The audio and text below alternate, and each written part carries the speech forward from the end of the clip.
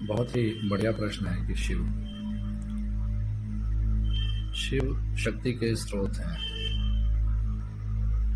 और शिव की गति को ही शक्ति कहते हैं। ये तो सच बात है। तो जब तक शिव है और शक्ति है तब तक तो सब ठीक है। लेकिन कई बार ये होता है कि मैं शिव का आराधना करता हूँ। शिव है कौन? और बिना शिव को जाने आप किसकी आराधना कर रहे हैं? तो जान लो बहुत मजे की बात, एक शब्द में, शिव कोई और नहीं, तुम स्वयं हो। सच है ये। बेशक सुना होगा इस बारे में, शिवोहम सच्चिदानंदोहम, है ना? शिवोहम का मतलब क्या हो? मैं शिव हूं, मैं शिव का भक्त हूं। यही है ना? तो जब तुम्हारे अंदर से शक्ति समाप्त हो जाएगी, यानी वह ऊर्जा जिसके कारण तुम जीवित हो, तो तुम क्या बन जाओगे? निर्जीव। सीधे शब्दों में कहें तो शब्द क्या होगा? शव। ई की मात्रा लगा दिए तो क्या बन जाओगे? शक्ति की अगर लगा दिए तो क्या बन जाओगे? शिव। सबसे पहले स्वयं को जानो कि तुम क्या हो, तो तुम सत्य हो। अब इसे समझना पड़ेगा तुम्हें। शक्ति निर्विकल्प है। शक्ति को यदि पूछते हो कि तुम्हारा स्वामी कौन है, तो वो तुरंत जवाब मिलता है कि शिव है। तो मैंने कहा था कि शिव की आराधना से पहले आप शिव को जानें और शिव को समझें। तो शिव का मतलब अब समझ चुके मेरे पिछले कुछ शब्दों से कि स्वयं से संबंध है, अर्थात मुझे स्वयं को समझना पड़ेगा कि मैं कौन हूँ। और इसके लिए कोई पैमाना नहीं है नापने वाला, यह कोई यंत्र नहीं है कि हम अपने आप को समझें, यह कोई स्वाद नहीं है। अपने आप को समझना आसान सी भाषा में कहूँगा, कई बार पहले भी कह चुका, जैसे कि अपने आप को समझना है तो चंद्रमा को देखो और चंद्रमा की छाया को देखने की कोशिश करो। कहाँ? जल में।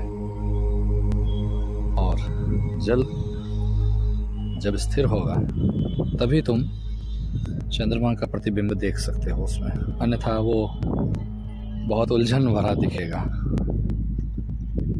यानी कि जब तुम स्थिर होगी तब तुम अपने आप को देख पाओगी मन के आईने में। एक वो पुंज, वो शक्ति पुंज कह सकते हैं, जो तुम्हारी ताकत है, वो तुम्हारा आत्मविश्वास है, वही तुम्हारा चेहरा है। और जब ये जान गए कि मैं कौन हूँ, फिर आएगा जवाब शिवोहम शिवोहम।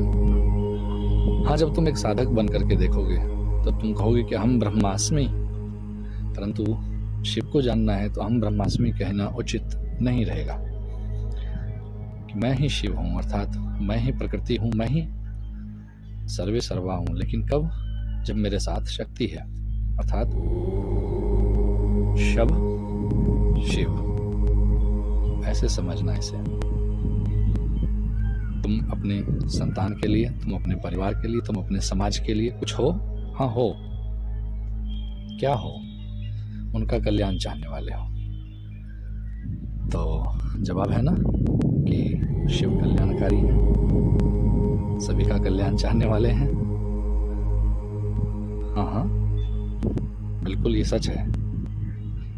तो जब तुम सबका कल्याण कर रही हो तो किसी मंदिर में जाकर के किसी प्रतीक के सामने उसको एक उक्त नाम दे करके संबोधन करोगे जो निर्जीव है, ये कभी शोभा नहीं देता है। और कभी यह उचित नहीं है। ये एक विवादास्पद भी नहीं है और इसे समझा नहीं जा सकता ऐसा भी नहीं है। बहुत आसान है। तुमने अपने आप को उस प्रतीक के सामने क्या किया, उसमें अपनी प्राण, अपनी शक्ति, अपनी ऊर्जा निहित की और उसे सर्वोपरि करके उसकी पूजा की। उसमें तुमने पंचामृत, खासतौर से जल तो जरूर चढ़ाया होगा। क्यों चढ़ाया? अपने आप को शीतलता प्रदान करने के लिए, शांति प्रदान करने के लिए। तुमने अपनी भक्ति उसमें निहित की। क्यों? तुम अपने आप को समझने के लिए। मैं जो कर रही हूँ ये बहुत ही उचित है और इससे मेरा ध्यान आकर्षण होगा, मेरी शक्ति, मेरी ऊर्जा जागृत होगी और इससे मैं कई प्रकार के कल्याण करूंगा, आत्म कल्याण और जन कल्याण। आत्म कल्याण एकाग्रचित रहने से संभव है, ध्यान से संभव है। और उस प्रतीक में जब तुमने अपनी आस्था निहित की तो वह प्रतीक भी क्या हो गया? सजीव हो गया और वही तुम्हारे नज़र में शिव हो गए। अब अपनी श्रद्धा वहाँ पर अर्पित करके जब लौट के आती हो तो तुम्हें लगता है कि वो शक्ति जिसमें तुमने अपनी श्रद्धा समर्पित की थी वो तुम्हारी रक्षा करता है। तो तुम अकेले नहीं हो, तुम किसी के साथ हो और वो जिसके साथ हो वो कौन हुए? वह प्रतीक जिसकी पूजा करके आए थे वो शिव हुए।